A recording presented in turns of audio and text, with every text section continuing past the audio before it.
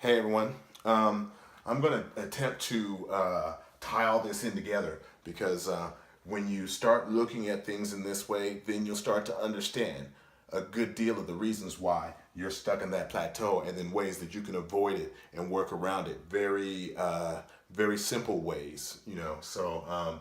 Now, the thing is, with a lot of people, they're stuck in that comfort zone and they do what they do, okay? Because they're okay with it, they like it, and they don't have to expend much or expend a lot of extra effort, okay? But what's the one thing about they say about the comfort zone? Nothing ever grows there, and all you guys want growth. And now it doesn't necessarily mean that everybody's going to get incredibly muscular, but growth meaning they're making progress towards their goal. Okay, so we want to avoid that very narrow-minded view, and we don't want any of you looking at the world of exercise through a straw and understand your possibilities, understand the possibilities that exist and ways that you can do a lot more with what you have, okay? So, of course, like I mentioned in the part one of this video, exercise selection. They'll change their exercises, but maybe not enough. Or another thing is they'll use the same exercise the same way all the time. So one of those examples is squats. Okay, squats, heels, elevate. So some of you guys will want to improve your glutes, your strength, and your quad development all with one exercise. But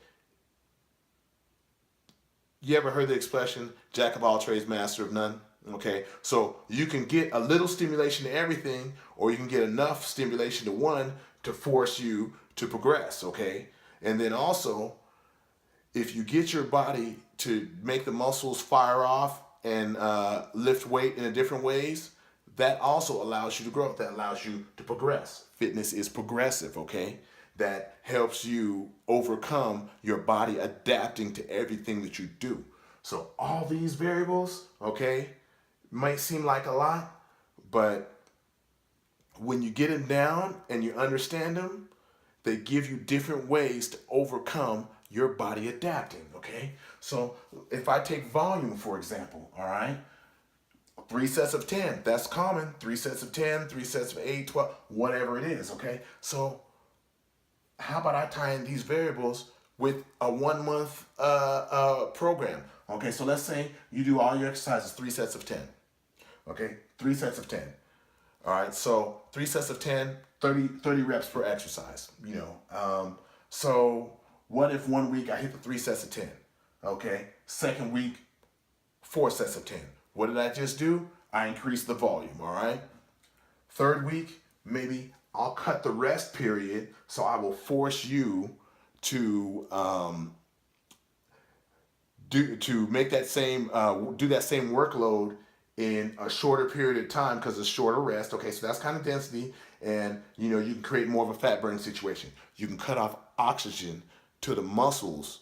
So the muscles can't get the blood flow. When the muscles can't get the blood flow, the muscle gets done and it says, hey, we need more muscle to help you finish this task.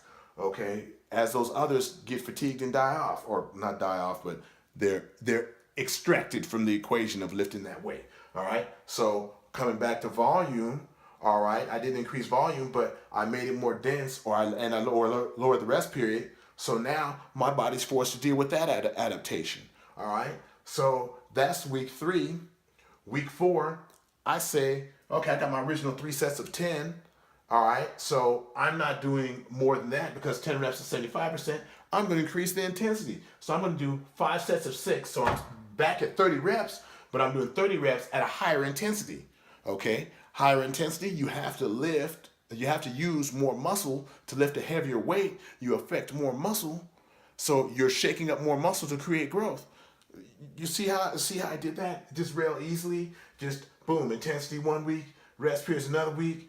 Volume, and we haven't even got to time and attention. Most of you guys don't even look at time and attention. It's the same rep. I'm just lifting it, okay? Which is fine if your goals are strength. But even strength, what's the one thing we know about strength? Okay? A larger muscle has the ability to produce more force. You can check me on that. A larger muscle has the ability. Doesn't mean it always will. You should have to train it that way. But a larger muscle has the ability to produce more force. Okay, so if maybe got the muscle bigger, it can eventually come back and help your strength. But not even going with that, time under tension.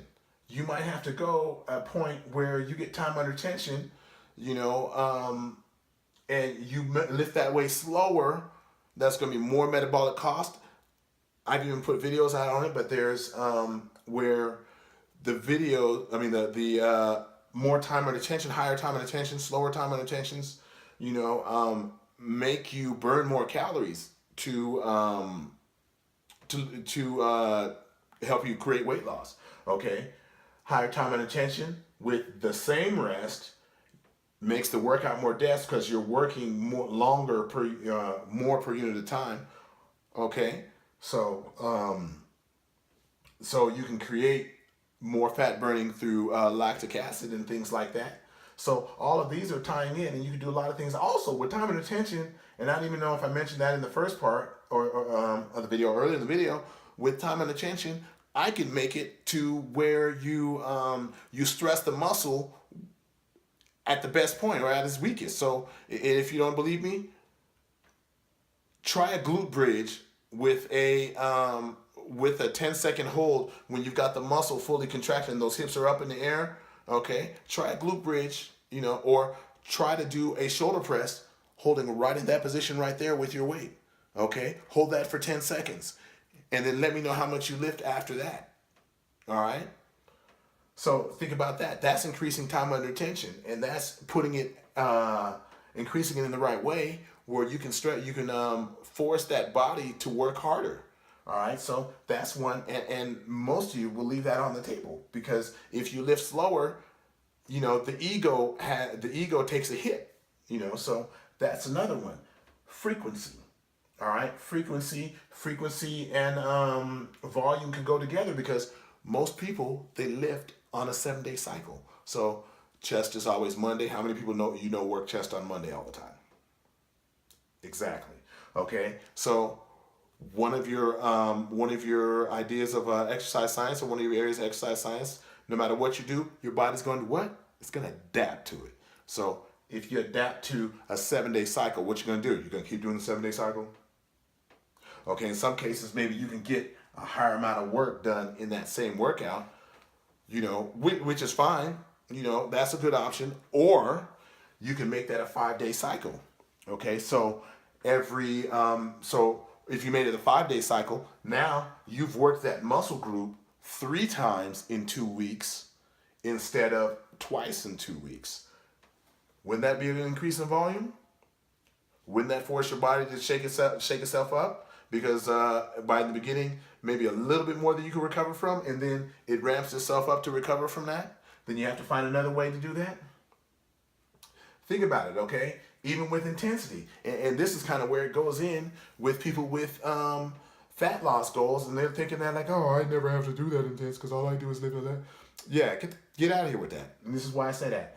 You lift 100 pounds, okay? If you lift 100 pounds for 20 reps, what if I put you through a cycle of higher intensity or lifting heavier weights, and you get to lift 150 pounds for 20 reps, okay?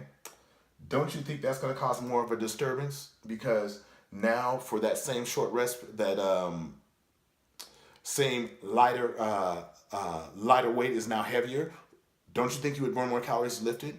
Don't you think if you did that with a short rest period, which most of you don't even pay attention to, if you did that with a shorter rest period, that you might create more lactic acid, more muscle damage, force you to recover faster, improve your endurance, okay? If you're doing HIIT, again, cardio and HIIT, if you do 30-second sprints with 90 seconds rest, what if I made that a 45-second sprint with 90 seconds rest? Okay? You think I'm going to cause more disturbances? You think I'm going to force your body to adapt in a different way by getting more work done in less time? Okay? Something to think about, even with endurance, because now you're making the periods of rest shorter or you're introducing higher intensity and having your body being able to fight off lactic acid at a higher intensity. So now you might be able to run at a slightly faster pace and recover before lactic acid comes in. It's really hydrogen ions, but I'm not gonna get too much of that. But anyway, before those little waste products come in and slow you down, see how this kind of can all tie in, But if you're doing this and you think that only a certain variable can matter, or you don't understand that all of these can play a role in you getting what you want, okay, you'll be stuck, and you'll be stuck in that plateau, and you'll live there until somebody makes you understand that there's much more out there than you previously thought. Okay, so that's the thing. So you can even pick what you want to use to shake your body up, and if you understand what you can get from that, then you're much better off. Okay, so with that being said, I'm signing off. This is Chris Howard from Body Nova Fitness Coaching. Train for who you want to be.